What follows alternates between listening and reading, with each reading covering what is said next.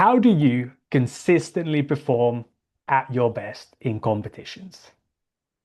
This is a good question. Yeah, I think mentally preparing yourself, I think, is the biggest thing for me. Obviously, like visualizing winning, visualizing ways of winning, visualizing like what I'm going to do after I win. I think these are the important things for me.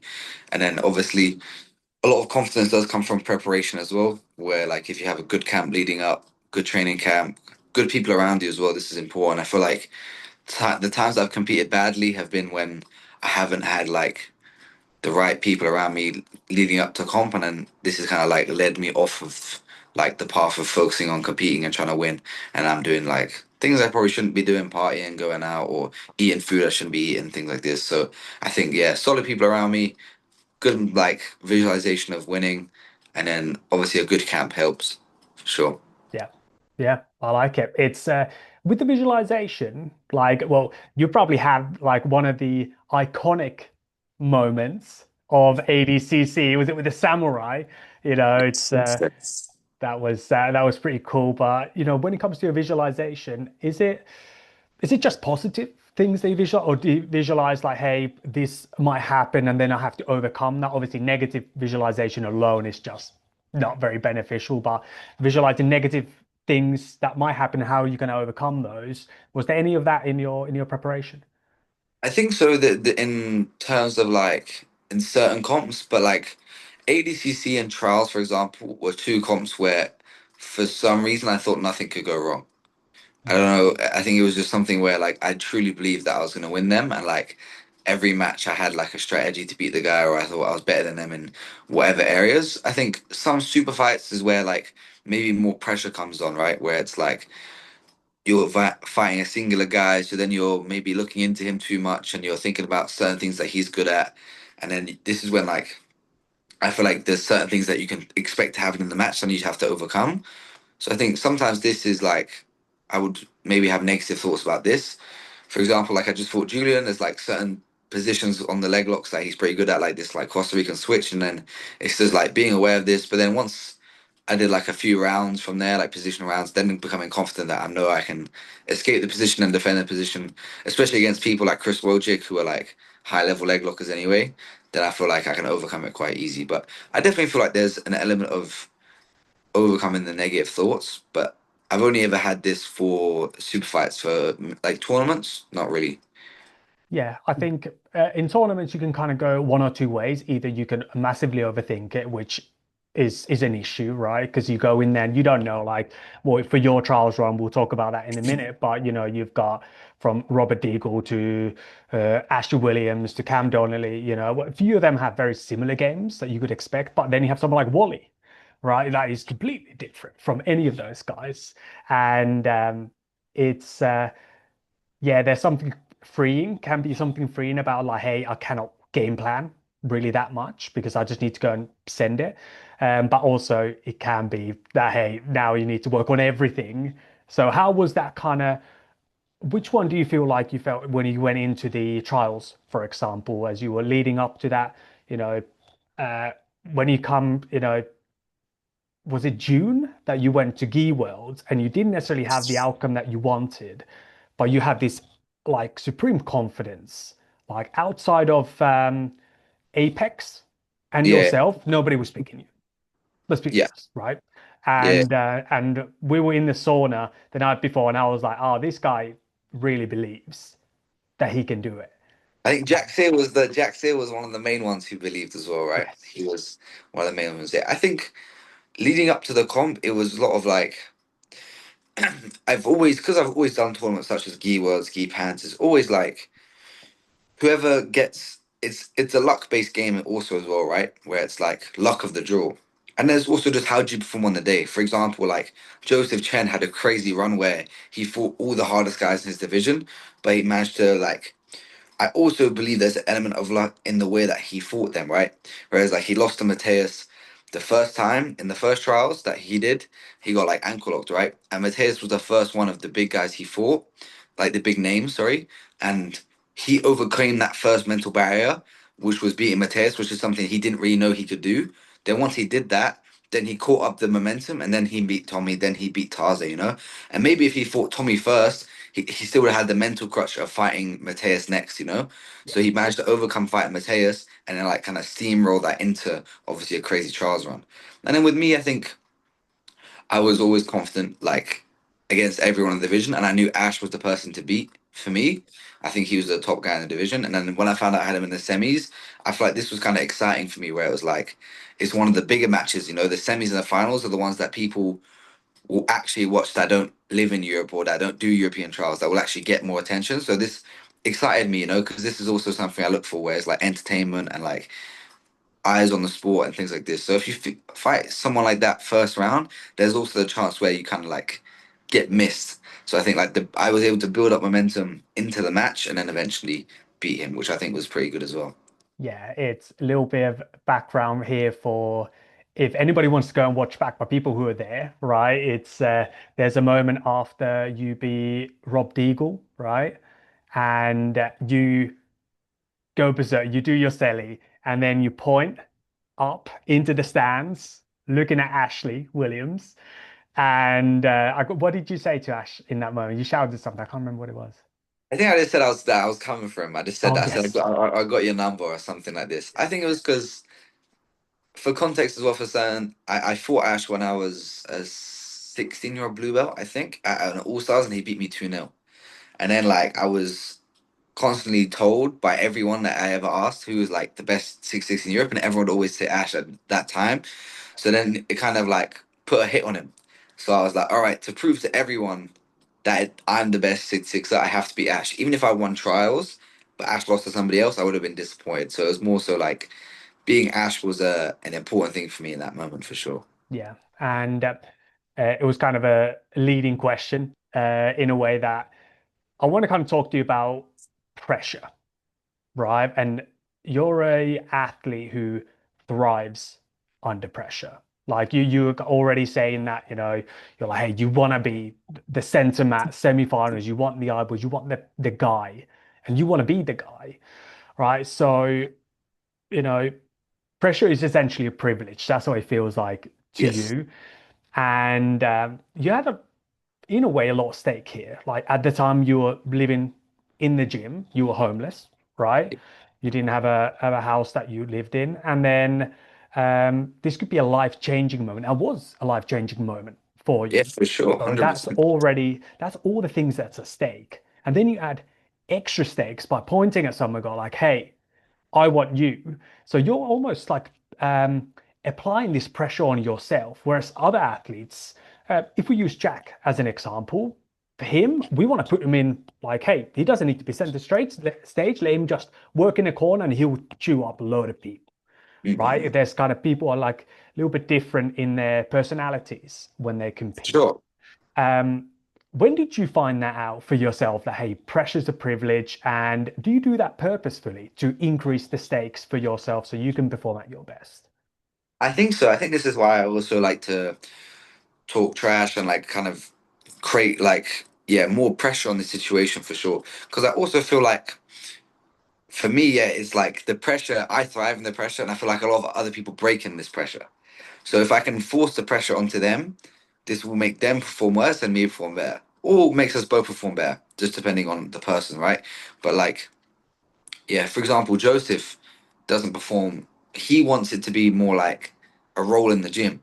So everything needs to go well for him, where it's like there's not too much pressure on the situation, and it's not like he's very obviously very nice. He's not causing this big drama. He's not trying to overthink the situation. Whereas I'm trying to yeah make it more like a competitive sport. You know, I always grew up watching like when I was watching UFC, I always liked Conor McGregor. When I was watching WWE, I always liked the guys who would like talk and cause like all of this like drama and beef and like this pressure of like everyone watching, and you have the haters and you have the supporters, and then you have like I don't really want to be someone who gets like stuck in the middle ground, you know, because these are the kind of the people who get forgotten.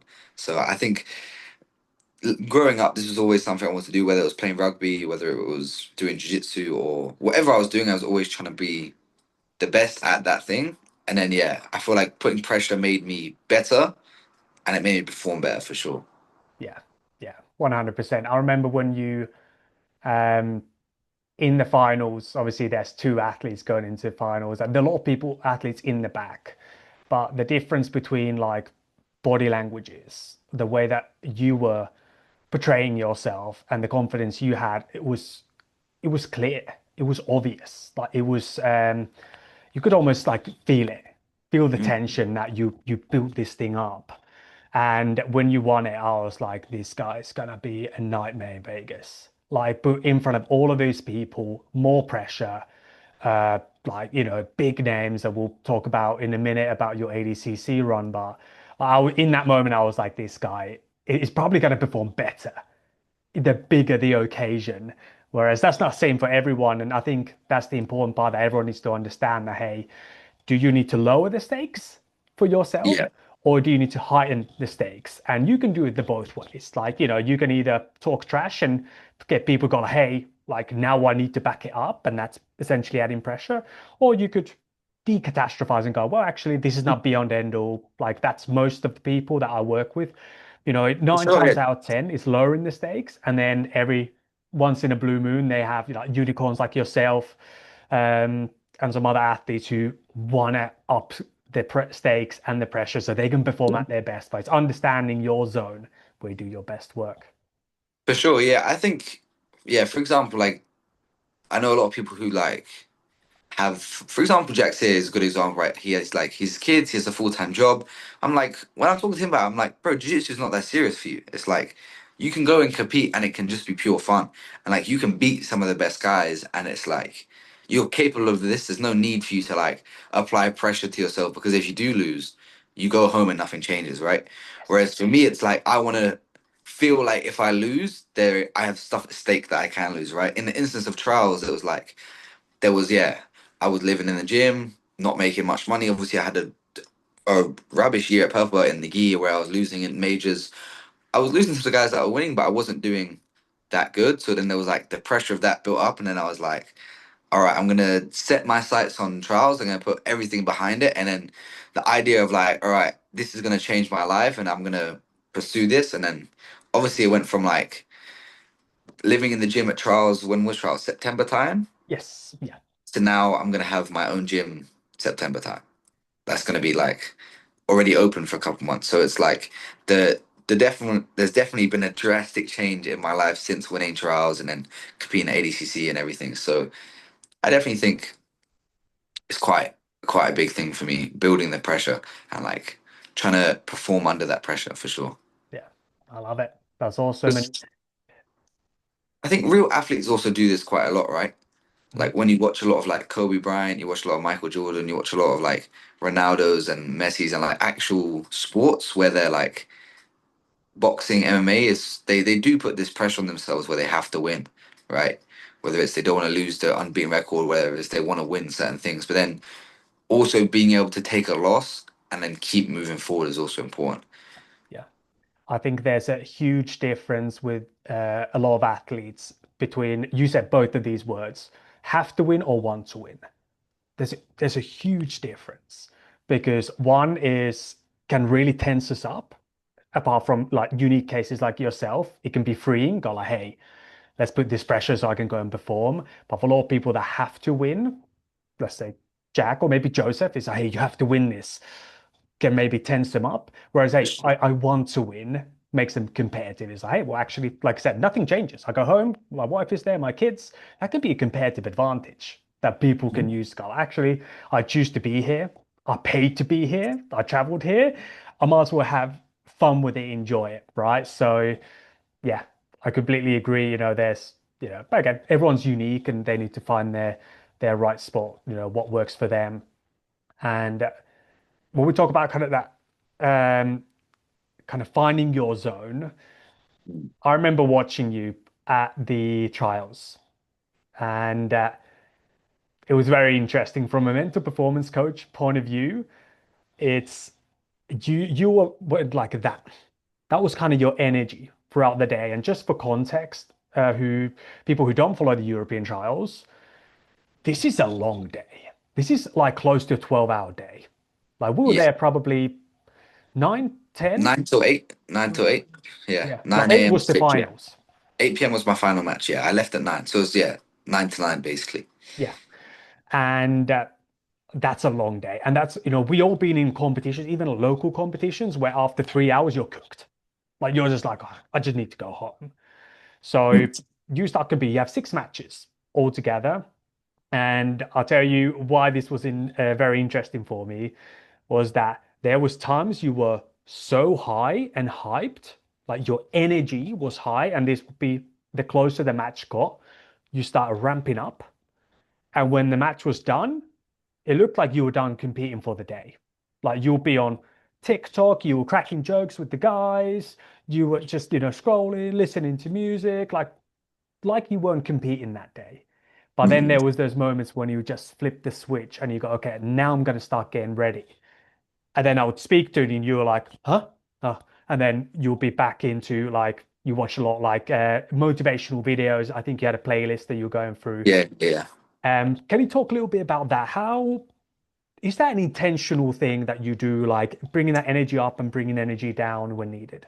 I think so for sure. I think this is a skill set that I developed doing like IBJJF comps as well, where it's like when you have long waits between matches, because and like if you try and keep that like same energy throughout the entire tournament, you're gonna burn out.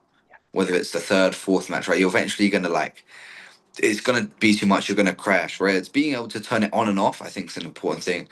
And then I think I also realized this at ADCC where 2 days is also a new skill set that I need to develop. Where it's like waking up the next morning and being like, okay, now I need to turn it back on. Whereas Yes. in the day, I feel like it's quite easy for me to go, all right, one match, I won. Okay, switch off for a bit. You got an hour and a half. We got an hour to chill, not think about anything too much. Then half an hour before, lock back in, warm up, make sure you're like. Then I'm thinking about my next match, right? Whereas like waking up that second day after having like such a successful first day and then going, this was one thing I struggle with, like waking up and going like, fuck, I have to do it all over again. Now fight two guys who are probably better than the last two guys I just fought. This was like a definitely a thing that I needed to work on, but I'm excited to do it again, you know. I'm excited to do that more often, having to do them 2 day comps and like develop that skill set for sure. Yeah, it's coming from that high, right? One, you punch your ticket, like that's one goal ticked. But then the second goal becomes really the second stepping stone is getting to day two. Like that's a very common. There's like these little milestones that you kind of, winning the trials and then getting who's number one, a tick, and then you go, okay, win your first match, get to day two, and then you build up from there. But it can be a bit of a dump energy wise, like afterwards, how were you feeling after, you go in and we're jumping a little bit forward here, but how were you feeling after that day two, energy wise, when you wrapped up against Gerbeck? Yeah, I mean, like after day one, it was like the obviously the social media was going off, the everything, like the people around me were all like, everyone was very excited about the whole scenario, right? So then it was like trying to switch away from it, having to like leave my phone in the bathroom, to try and get to bed, but then knowing also I have to wake up like 7:30 the next morning to now go and compete again. I think this was the hard thing for sure. I remember like struggling to go to bed, and then when I woke up in the morning, it was like oh, my body's hurting because now I have the fatigue of the last day, and then it's like having to, yeah, switch back on was definitely very tough for sure. Yeah, yeah. And But when talking about that switching on, you could take this example from trials or the ADCC. Um, what does that preparation look like for you? So there's two parts to this question, right? Well, actually, we'll break this down a little bit further, but you know, leading up to the first match, a couple hours before, what does your preparation look like for the first match? yeah, so I usually get warm, I think like 45 minutes before. And then I think just but like before I get warm, it'll be watching a lot of like different edits, like highlight reels, things like this of like either myself or like people like Ray Lewis, John Jones, just like high level Michael Jordan, high level athletes, and like thinking about like when I'm watching them, a lot of like their only really positive thoughts that they're talking about, right? When they're talking about that how they're gonna win, and they're always like consistently like saying beforehand how they're gonna perform, things like this. Then it like I think it starts to kick into my brain, and also like I would always tell Jack here, like I remember the morning of when I woke up, I was like, I feel great today. I remember just telling him I was like, I'm gonna win. I was like, I feel amazing. Like I can't like there's nothing like my body feels great, my cardio feels good, the weight feels good. I'm excited for the day. I feel zero pressure, zero nerves. I feel like I can beat everyone in this division, you know? Same thing the first day of ADCC, I was like, I'm going like I reckon I'm gonna sub both these guys. I was telling him before then, you know, it's like these were honestly things that I believed on them days. I can feel the difference when it's like when I'm mentally locked in and believing that I'm gonna win compared to when it's more of like a drag to get myself to that state, you know? Yes. Whereas like I feel like certain who's number one matches I had, even with like Don here, like getting myself to that mental state was a little bit harder. Or the second day of ADCC, like really trying to hype myself back up to get to that mental state was definitely harder. Whereas at trials, there was also, yeah, it was only one day and there was more of a reason why. Whereas now, obviously, it's like my life's definitely a little much nicer. I'm in a much more significant position that I'm blessed to be in, but I still feel like I'm not satisfied with it. But it's also something that I need to work on. That like 2 day being able to switch it on and off back to back. Yeah. Okay. And with my athletes, I could really resonate with, the up and down managing the energy. With my athletes, we have pre-competition routines that usually start, depending on the athlete, but, cut 2.5 hours before. Like usually in the morning, I get them to kind of chill and just go, you don't need to think about the competition, try and keep it out of your mind because the same reason you burn out by the time you get to the competition. But again, that's unique for everyone. But they have a pre-competition routine that they'll do, a solid warm-up, hard warm-up really, and then a lot of mental cues like watching highlight tape, visualization, bits and pieces like that. And that's kind of the big preparation for the first match. And For then sure. they'll have like in between match routines, depending on if it's a 10-minute IBJJF break or if it's a 1, 2, 3 hour break, like it could be at the trial. So we're kind of prepared for all eventualities there. So could you talk us maybe as an example, because when things go great and you feel great, it's easy to go there, but those tough times, so when you're struggling to ramp yourself up, what does that routine look like? What are some of the tools that you'll lean that to help you perform at your best on that day? Yeah, I think with warm-ups, I think it's just breaking that first wind, you know, where like I'm just going super hard for a very short amount of time, where I feel like I'm warm and I have to like kind of almost like struggling to catch your breath, you know, like you get that first like kind of like adrenaline gas out where like your forearms start pumping, you know, you kind of like hyperventilating a little bit. I think getting this out of the way is also very important. And I think at trial specifically, getting this out between matches, right? Because there is an hour and a half wait where that fatigue can build up. So if you're not doing that at the right times and you're kind of messing up the timing on this can also ruin your performance. Whether it's you're getting too warm and tired close to the match, or whether you're doing it too far away from the match. So trying to find that sweet spot. For me, it's like basically like half an hour out, whereas for other people, it's maybe 45 minutes out or 15 minutes out. You know, where there's like how warm they want to be, how close to the match. You know, I'm quite good at being like half an hour out, getting warm, and then staying warm by just like kind of moving around, like being on my feet, not necessarily actually doing jiu-jitsu, but just like with my headphones on, music on, like focused on like what I'm gonna do during the match or thinking about how I'm gonna like win the match and things like this, and or I'm gonna do after the match, or like, all right, okay, I have Deagle now, I'm gonna have Ash in a second. Oh, if I point at Ash, that could be a pretty sick moment in the future, you know? It's like things like this for sure. And I think the second day of ADCC was the hardest for me. I think just yeah, really like trying to think about like the benefit of when I win, you know? I was like, winning this could also be like a historical moment. This was something that Len I remember like there was like changing closer and closer towards the match where I was like more and more motivated. And I remember watching like PJ Barch was beating up Mika as well, and I was like, this also helped me. I was like, fuck, you know, PJ's doing it. I was just with PJ, and he was telling me how he's gonna do it, and he's out there beating up Mika, and I was like, you know, okay, I'm gonna go out there and I'm gonna smash power. Obviously, I got ankle locked immediately, but you know, I think that was a good mental shift where I was like starting to come. I felt like back to my usual self, you know, where I was like locking in. I was getting a bit more warm. I was getting a bit more loose, you know, this sort of feeling for Yeah, sure. I think that's a really good lesson there because we can't control how we feel when we wake up, right? And that's a big issue that I see with athletes is that they perform the way that they feel on that day. If they feel great, they can perform great. If they feel terrible, You Yeah. perform terrible. And the whole purpose of a pre-competition routine is to get you to that ideal state. So when what it sounds like to me, what you're doing is one, you're getting physically ready. So you got your physical readiness done with your warm up. Then obviously you do a lot of pacing, right? Hoodie on, staying warm, music on, pacing, visualizing yourself. You also understand that you need to get hype. So if you talk about 0 to 100, like 100 is like a street fight and zero is like you're on holiday. You're probably like at that 90, 80, 90 mark is like just high energy. And it feels like you understand that, you know that.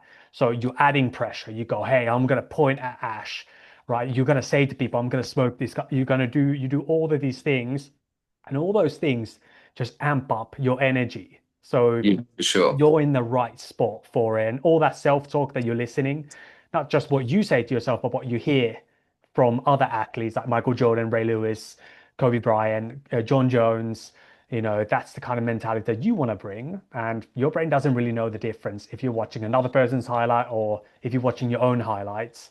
That's the beauty of it. So you can really utilize those as almost like coaches in your corner, just For listening. sure. Yeah, yeah. I think it's like a good mental thing where you're like, all right, these are the best guys in their given sport, and this is how they're talking to themselves, and this is what they're thinking. Like I should be thinking the same thing.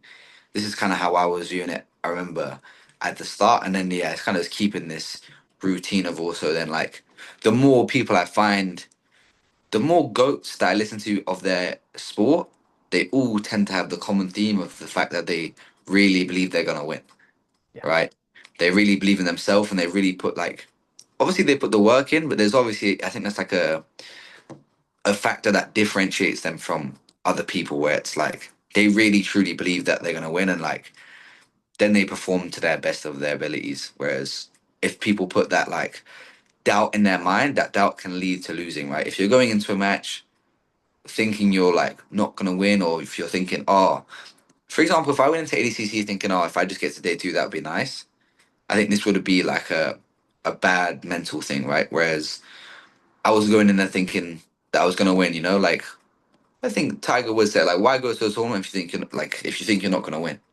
This Mm. was always what I had the mindset of as well. And I was always told when I was doing jiu-jitsu, it was like I was always asking about, oh, I asked my professor Dave, like, why when can I go to Worlds? And he was like, when you're smashing everyone locally, like you're submitting everyone, and it's like people are complaining that you're too good to be in the divisions, then this is when you go and compete against the guys who are actually good in this division.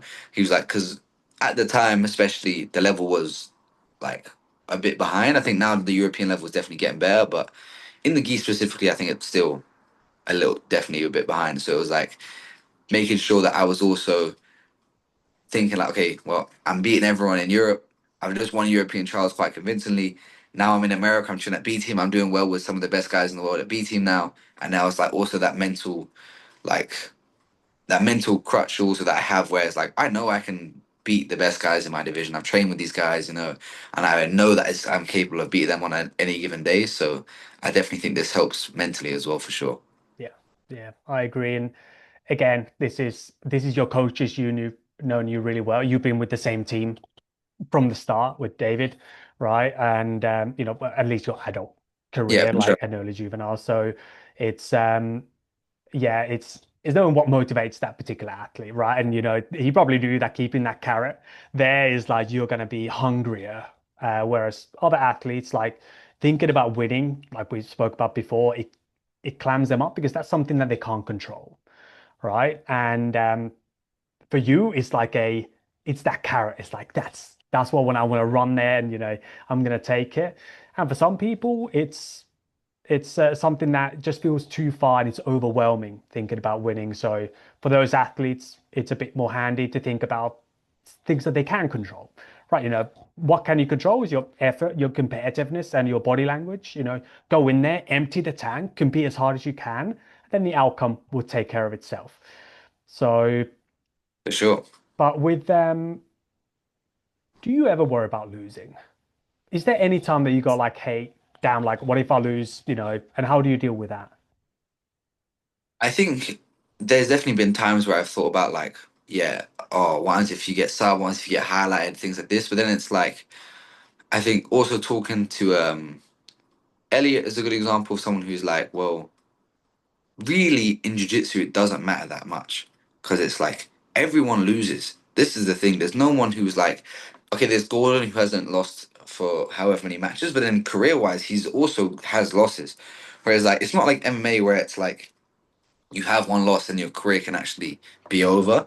Yeah. Is like you can easily come back from losses, especially like now for sure for me it's going to be way easier, especially knowing that I've like solidified myself obviously to go back to ADCC. You know, I've beaten quite a few high level guys. If it's your first time at ADCC, I think this is where the most pressure is, especially if you're from Europe or something like this, because it's like you might not never like you might never get back here, and Mm. definitely some people think like that. Whereas that thought never crossed my mind, you know. Whereas I remember speaking to other people who were also there, and they were like, "Oh, this is like a once in a lifetime opportunity kind of thing." But for me, obviously, I'm quite a bit younger than a lot of the guys in ADCC as well. So it was like, for me, that thought that being to ADCC only once was never a thing. It was like, I know I'm going to be back here plenty of times, you know. Whether it's at 66, whether it's at 77, whether it's multiple time champ, whether it's multiple time medalist, whatever it is, I know I'm going to keep coming back and I'm going to keep showing up here. So I think that was also something that I thought about going into ADCC, where it was like I was never thinking that this would be my only chance to win it. You know, I know that I have time on my side as well, where I'm also not peaking yet. I'm getting better. I think this is something that's also important. If I ever feel like I'm not getting better, this is something that maybe would weigh on my conscience. Whereas like I always feel like I'm improving. I'm getting better every day. Like whether it's small goals like getting physically better in shape, better cardio, or whether it's like small technical goals, whether I'm getting better at controlling side control, whether it's I'm getting better at mount, whether it's my passing feels slightly better, or I did quite a little bit better against this guy. I didn't get subbed as many times against this guy, you know, like these like minor gains are definitely important as well for your mental state for sure. Yeah, yeah. Marginal gains, they call it in the Sky cycling team in their sports psychologists. Their like motto is marginal gains. It's always just the small wins will add up into big things, right? And you know what's really interesting and refreshing to hear, and probably for a lot of people, is one, you also have doubts because people don't see that side of you. Like apart from people who are close to you, obviously, but people who, you know, watch you from sidelines that only see you on flow, they just see this uber confident guy. They must be thinking he always feels super confident, which is roughly true. You have, you know, this great self-efficacy. You have this way of thinking that, hey, the future will be better than the present, which is really refreshing. And, you know, why probably people are being around you as well, because you have that positive energy. Um, but it's also nice to hear, like, before this match, is like the way that you spoke on press conference against Julian is that, well, I'm like I've got to lose here, something to lose here. I'm the favorite, and I'm gonna smoke you. But you still had a little bit of that time. He's actually quite good at these positions, and you address that. So it's like you play this really beautiful game of knowing when you need to increase the stakes for yourself to get hype before a match, but then kind of this in between time, like maybe leading up to weeks leading up to competition, when you have some of these doubts, you can you have people around you and you have the ability to be optimistic and lower the stakes. For example, how powerful is that you can go to ADCC, go like, well, actually, in a way, nothing's at stake. I'm gonna be back here. I Yeah. know I've got time. I'm getting better.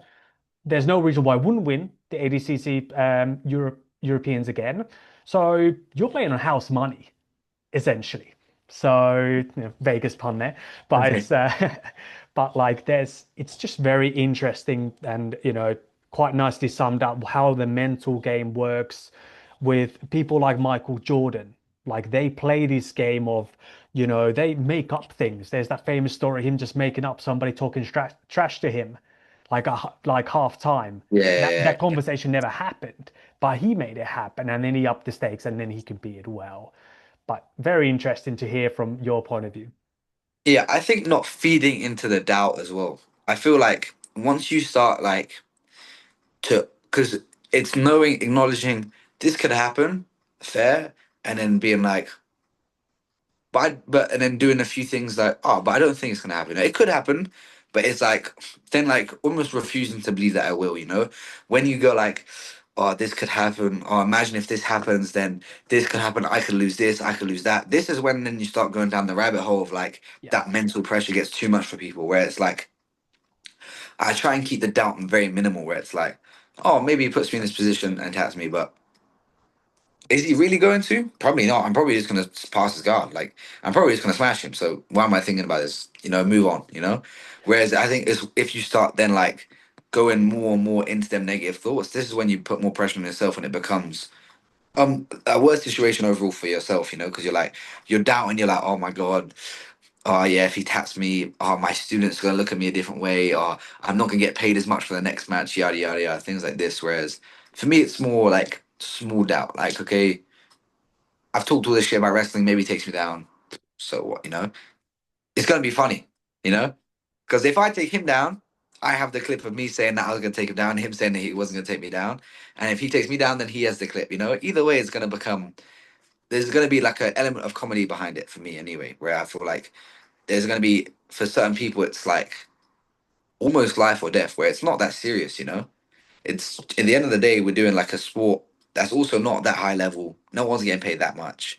It's like you can lose, you can come back from losses, you can keep competing, right? As long as you don't get catastrophically injured, I think at the end of the day you're winning. Like this is the main thing I guess I would say that I have fear about is getting like injured really badly. Mm. But everything else, like losses and things, these don't scare me. That I'm not like overly concerned with this. I obviously would hate to lose, and I do hate losing, and I love winning.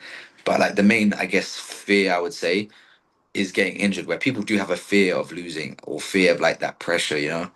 So I think this is also something maybe slightly different, or maybe other people think this way as well. Yeah, no, I think you summarized it really nicely there. It's there's a saying that it's not the thoughts that kill you, it's the glue. So it's when we Mm. get attached to those negative thoughts and then we start to spiral out of control. So if you you're very good, what it sounds like you're very good at quickly putting the fire out before it burns the whole house. So it's like a chip pan fire. It's like boom, it goes up and then you put the lid on it. It's like, oh, and Yeah, you just suffocate it. Whereas if that then starts spreading out, now you call in the fire department. Now you need to do some serious, damage control, for sure. right? And that's something that I do with athletes who, either through like, some people have like trauma in their life and they just naturally like just go to the. It's called catastrophizing. You just catastrophize a lot of things in your life. And then we use tools like decatastrophizing to bring them back to the state that they want to be. And we use that a lot leading up to competition, maybe the morning of the competition, maybe even 2 hours before the competition. Go like, hey, let's put this into perspective. It's Yeah, for not sure. beyond end all.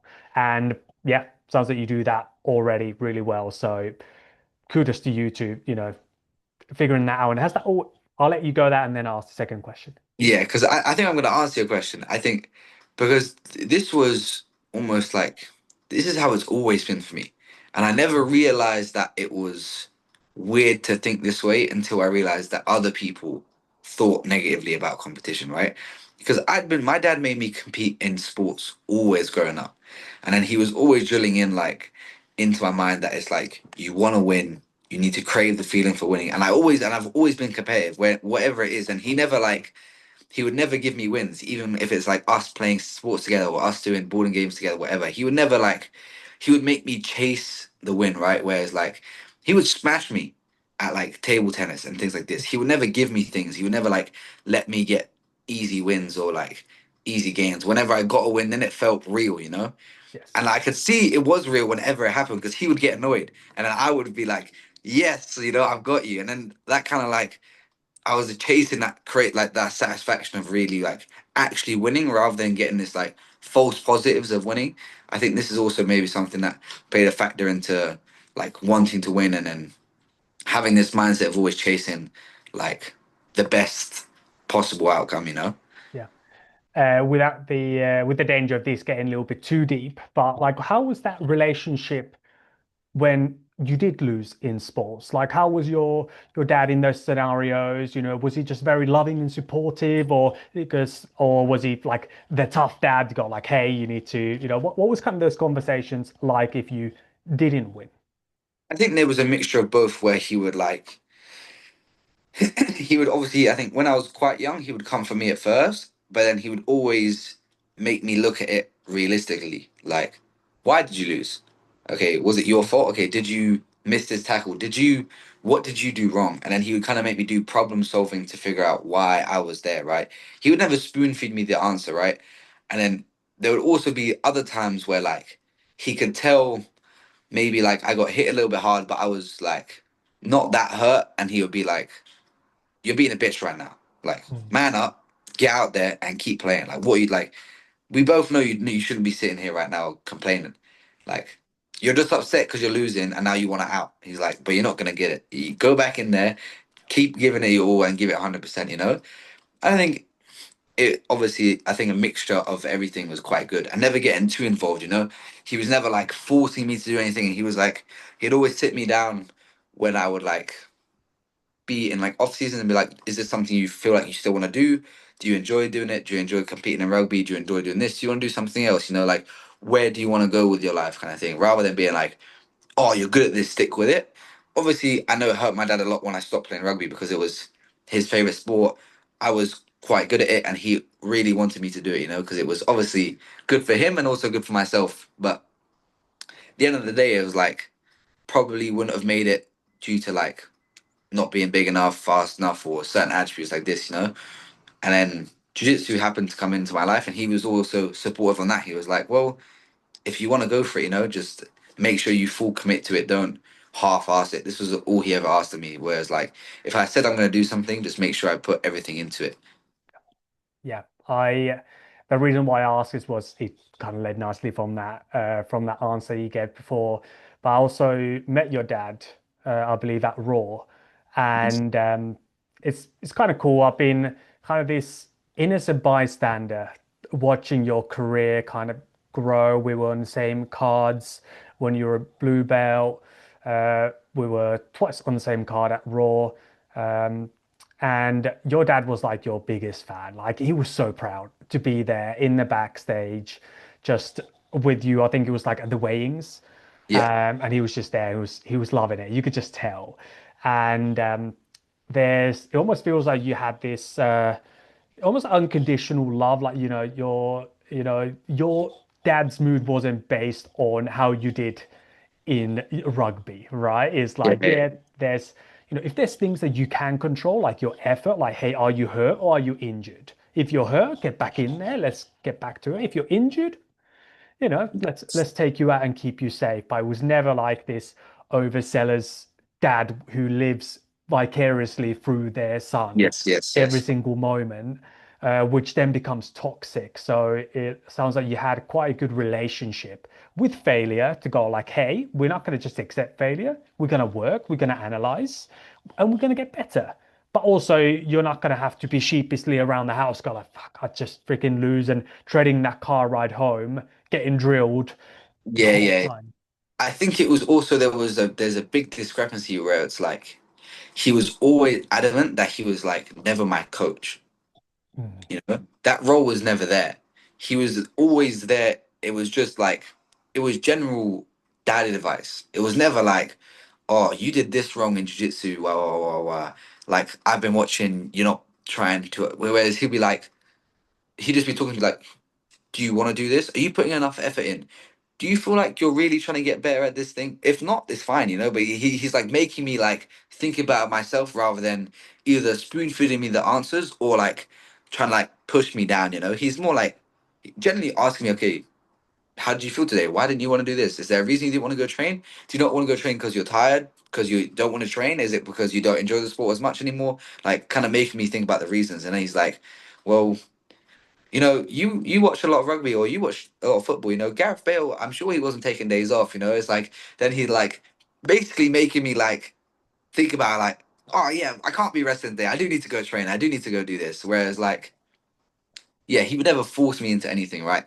And I think there's like probably the turning point would have been when I started to live in the gym, where like I kind of became, I guess, a man in his eyes. You know, I started living my own life. I started like not depending on him for anything. Whereas like financially or any like I wouldn't ask him for anything. Less maybe in early stages to book me a doctor call because I was scared to phone the doctor. You know, but stuff like this, I think he started to become more of a fan. You know, and he was more proud of me, and he would always now it's just he tells me that he's like proud of me no matter what happens, and I think he made a lot of sacrifices financially and like throughout his life to get me to where I am, and he took a lot of risk to put me in a position where I could succeed in jiu-jitsu, you know, whether it was taking out loans to fly me to worlds, whether it was like working extra shifts, moving jobs, doing things like this, you know, to help me. Now it's like almost I feel I need to give back rather than I like not that I owe him anything because he's always adamant that I don't owe him anything, but I do feel there's an element of that where it's like he deserves to be given back, you know, or he deserves his name to be represented. You know, this is also why I like putting Jones on a lot of things, you know, because I like to represent him in a way, any way that I can, and obviously give back to him for sure. That's amazing. Yeah, like I said, it's you can tell how much like he cares and from a really genuine place. Just, you can just tell when even if you spend a little bit of time when, how he was speaking about you and everything like that. It's just, yeah. That's great to hear, and it's great that, your dad gets a shout out pops here Yeah. on the on the interview. But Got a few uh, now. It's getting a yeah. bit greedy. Yeah. And yeah, so with what first I need to ask, are you now booking your own doctor's appointment? I didn't know that you have performance anxiety on doctors. I did. This is there was a few social things that I would get anxiety over, but now it's like I feel like I've overcome a lot of things at an earlier age that most people haven't. You know, like now because I remember it was the first time like when I was 17 and I flew off to America for 3 months. And it was like I went to meet Gabriel Souza, who I never met before, and it was like my dad just threw me on the plane and just sent me off to America, and he was like, figure it out, I guess, you know. And then I get there, and there's like, I'm in North Carolina. I have to somehow find a way to get to where I'm in Charlotte. He's in Raleigh. It's like 3 hours away. I'm trying to figure out how to get on this train and everything. My phone's not working. And it's like now I have to. All right, I have to ask people questions now, you know, and I have to like overcome certain different barriers, right? Whereas I think it's all this experience, right? It was like I experienced competing a lot growing up, and then once I got put in a situation where, oh yeah, you have to experience going into the dentist for the first time by yourself, going into the doctors for the first time by yourself. You know, these are also things that was like the more you do them, the more comfortable you get doing them, and you realize, okay, this person is there to help me, and it's like this is like a common thing, you know? It's like it's a thing in life that you're gonna do. Things are gonna happen. Things are gonna go wrong. You're gonna get hurt. You're gonna happen A&E. You're gonna have shit experiences at A&E. You're gonna have good experiences. You know, like this is gonna be. I've had bad experiences. I've had great experiences. You know, so I think this is also similar to a lot of things, right? Where it's just getting that experience, getting that comfortability, and going into these situations for sure. Yeah, But I'm all good exactly. now. Yeah, there we go.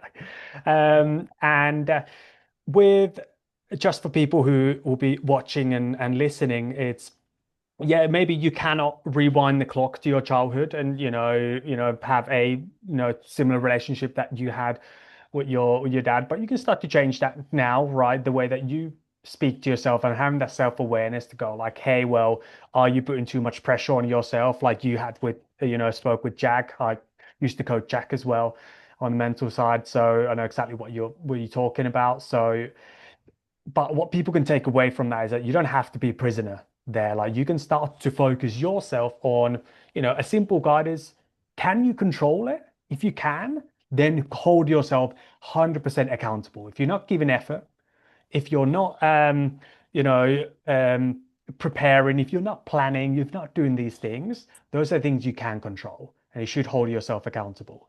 But if you're losing matches because you gave everything, you don't need to beat yourself up, right? You did give everything you could, learn from it objectively. What can I tweak, and then move on to the next one. But yeah, what you can control, focus on that, and what you can't, try and let go as quickly as you can. And you know, I know For that's sure. what you do. This is I think this is important, right? And I think I think I'm lucky in the sense that I have the relationship with my dad and he's been there for me in these sort of things. But it also doesn't have to be like that person in your life. You know, it could be a friend, it could be obviously yourself, it could be it could be you, like a mental coach if that's what works for you, So like finding what works for you, I think is quite important, you know, whatever that is, for sure. Yeah, 100%. ADCC, you're just to put a little bit background here. So it's not an easy three matches for you. Like from the outside looking in, tough guys, first of all, but there's some other things in the background. So if we work in order here, so you already alluded to this, Gabriel Souza, almost like a bit of a big brother kind of feel here, like a little For sure, yeah. brother, big brother, probably beat you up as you were, Yeah, it used to beat the brakes off of me, yeah, for yeah. sure. And this is the person that you could fly over there, what, 16, 17, to do a camp to mentor you to get ready for Worlds. So that's your first match. So basically you need to go and beat your big brother, the guy who probably taught you a lot of the passing that and all of that good stuff. Second fight, you got Gebek Ibrahimov, Hmm. right? The boogeyman of European trials. And you didn't get the chance to beat him at the trials because of, I guess, in visa issues. He couldn't come to Poland. But just to tell how much of a boogeyman this guy is, he we were talking at the second trials in Croatia. We're like, we don't know if Gebek's going to be there. Like Yeah, because everyone's his name like, was in both trials, and then I remember everyone's at the weigh-ins like, "Oh, is Gairbeg weighed in yet? Is he here? Is he not? What's happening?" Because people are saying that he's not here because the visa. Other people saying, "Oh no, I've seen him. He's come in."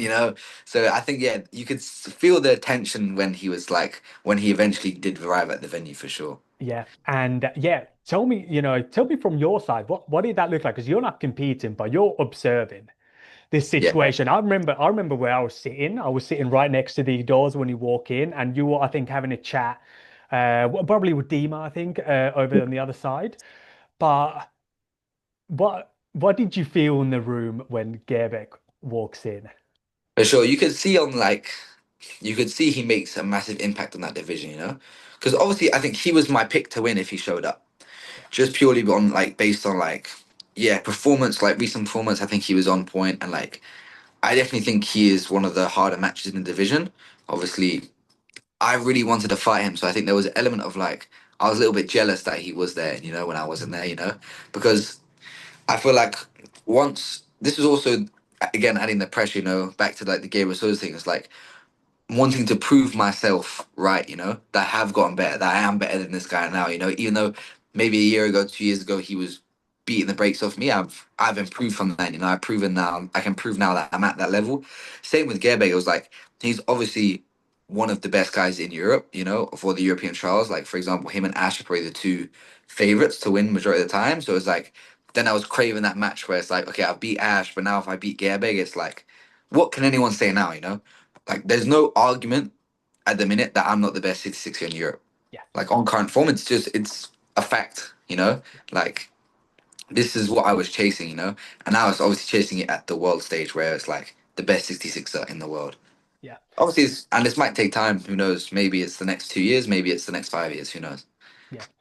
Yeah. And yeah, when he walks into the room, there was like this. It, Silence. it I was almost remember. like this, like if I could put it in words and and describe it, it was like, ah, like it was like this sigh from all of the minus 66 guys, and well, roughly for all, and then the head goes down, and it's like that's the caliber of guy. And when we talk about he's the boogeyman, he was the boogeyman. So this is now like you got Big Brother, you got the boogeyman that you didn't get to face in the European trials, but you're itching to Mm. face now. And the only person in the whole world, we were in the sauna, we're cutting weight, and I was like, you know, what do you reckon, if you get to ADCC? I think it might have been after, actually. But I was like, okay, what do you reckon of the division? And he was like, Pato's the only guy that I'm actually like worried about. Everyone else, you were like, yeah, yeah, yeah, I've got their number, or I've got a route to victory. But the only person you're like, Pato is, it's a bit of a puzzle. For sure. So Yeah. that's the route without knowing, obviously, that those are the three guys. You only knew the first one, but there maybe see Gerbeck if he goes through um, Dorian. But like that was your route. So that's not an easy trio to Mm, go against because there's some background. You got the big brother element, you've got the boogeyman, and then you got the real boogeyman of the, the world of that division. So for sure. tell me a little bit about, going into those matches, after I think taking this is that victory. also the where the element of the confidence comes in as well, you know. Whereas at that time, especially leading up into ADCC, I did feel like I was very good, but I also felt there was like things that I was lacking, you know. Whereas these are skill sets now that I feel like I'm getting significantly better at, whether it's like being comfortable in leg locks and things like this, you know, and like being comfortable on top, staying on top for the whole of matches, trusting my cardio, trusting my wrestling. Whereas at the time, it was like things that I was working on, but I wasn't like fully confident in. So obviously that Pato match was a difficult stylistically match for me. You know, he's very good on the legs. I'm also quite good on legs, but I think he's got that like Brazilian dog that he won't tap, and he's obviously has like very obviously very good breaking pressure. You know, at the time he was on a crazy run where he was beating everyone, so he had like a lot of momentum going in. So I think there was a lot of pressure on that match where it was like trying to find obviously that visualization, that route to victory was harder at that time. Whereas now I feel like I've leveled up so much that it's like I can see a path to victory. But maybe at that time I felt like it was a lot of like it was a lot harder to find that path, you know?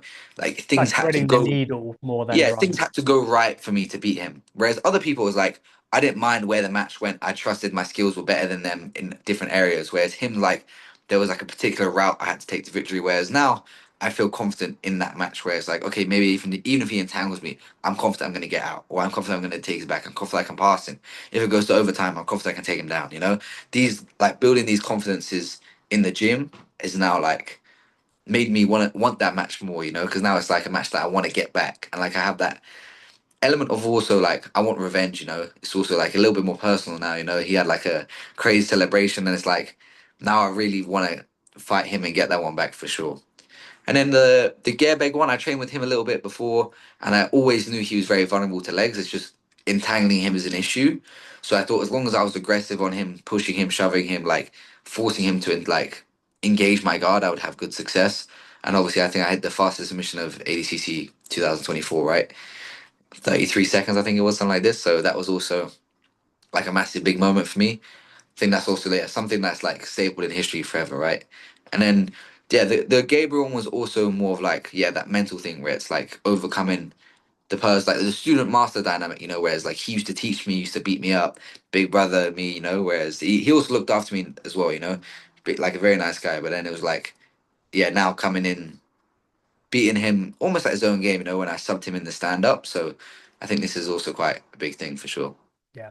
Yeah. And going into especially the Pato match, from 0 to 100, where would you say that your confidence was, once you knew that you had Pato versus say maybe like as you were stepping onto the mats, is there a big difference in those confidence levels?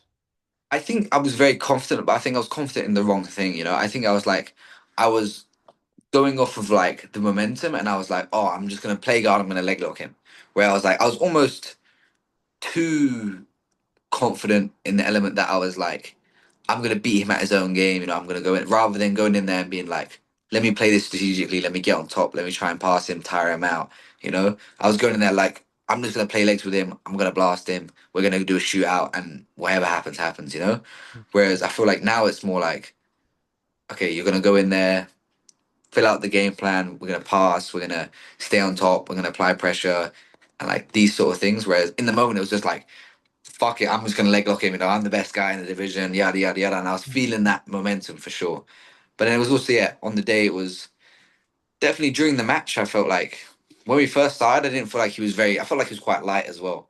Like when I remember I pulled guard and he came into like the split squat, and maybe it was like also me kind of switching off a little bit, where it was like I was like, oh, I don't feel much passing pressure.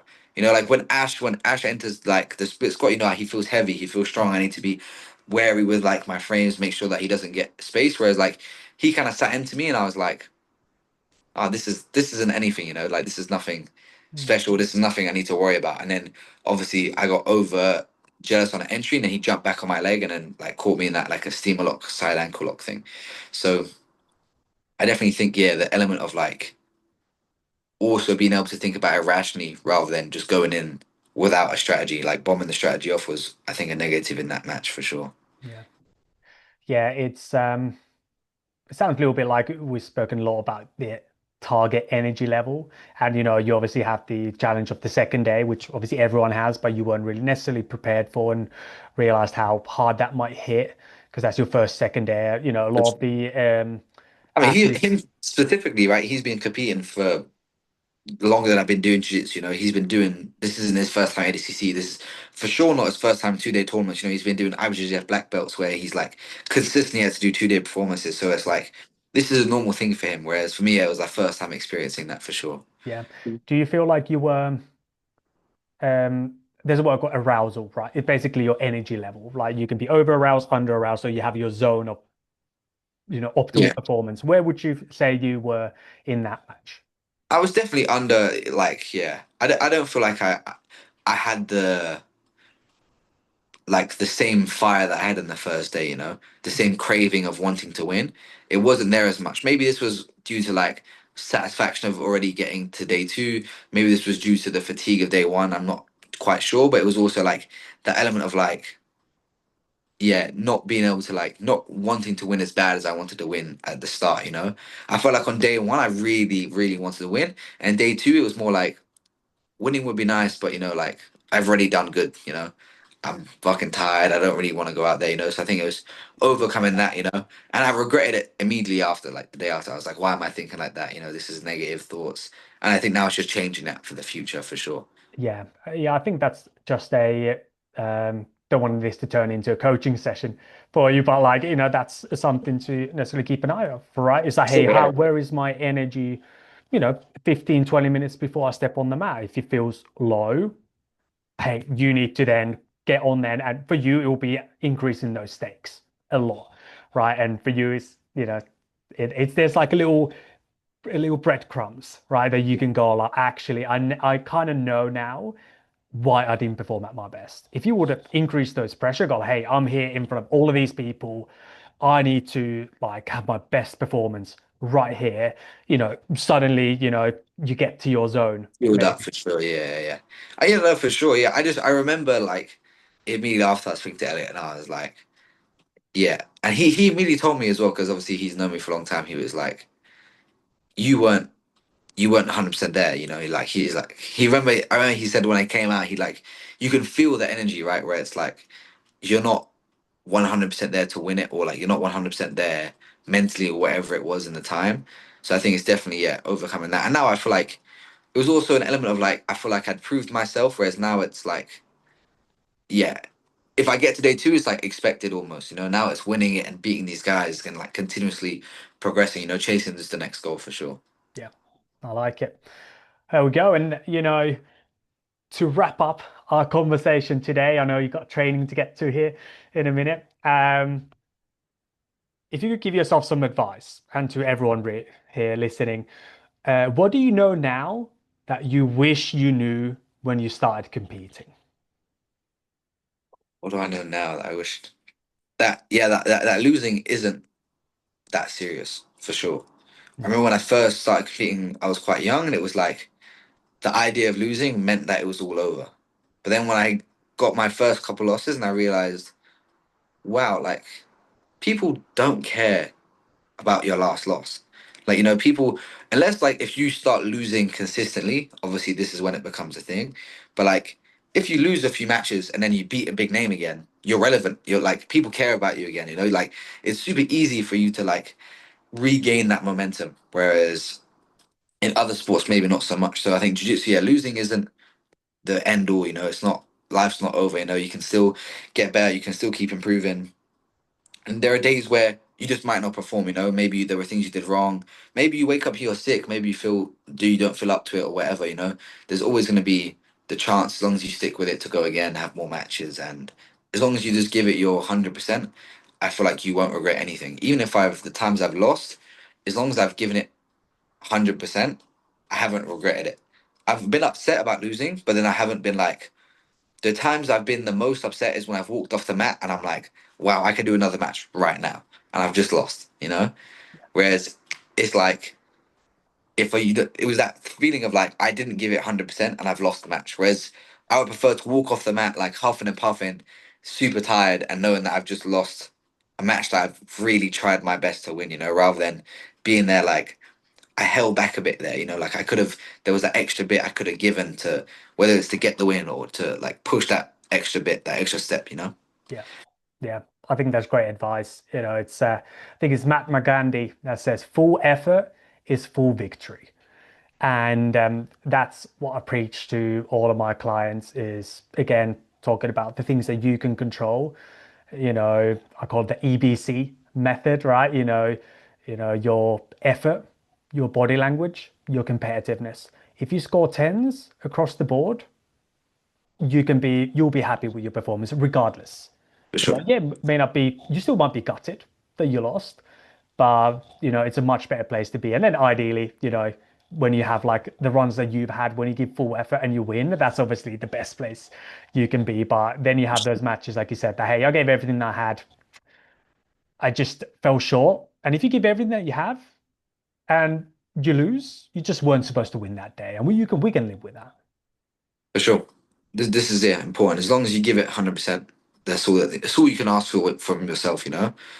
Whether like you get robbed by the referee, whether or not you lose to a guy who might have just been better than you on the day. As long as you go out there, you tried to perform, you tried to give it 100%. I think that's what that matters for sure. Yeah, I love it. What a great spot to wrap up on. Um, all right, opportunity for you to just shout some bits out. Where can people find you? I'm sure people already know, but instructionals, obviously Yeah, got the gym opening up, all of that stuff. I'll let sure. you have the Yes. floor. Yes, Apex Atlanta, June 1st. Everything's through my Instagram usually, Owen Jones BJJ, the link in my bio for my BJJ fanatics to sign up for the gym. Everything is through there. So yeah, if you want to interested in any of that, check it out over there for sure. Yeah, check out the Instagram. Always active on social media for sure. But yeah, I appreciate hopefully people have taken something away from this as well today. Maybe you haven't, maybe you just listen, but for sure. Appreciate the support for sure. Awesome. Always a pleasure. And I'll see you around when you come to London, hopefully. Yeah, for sure. Awesome. I'll catch you later.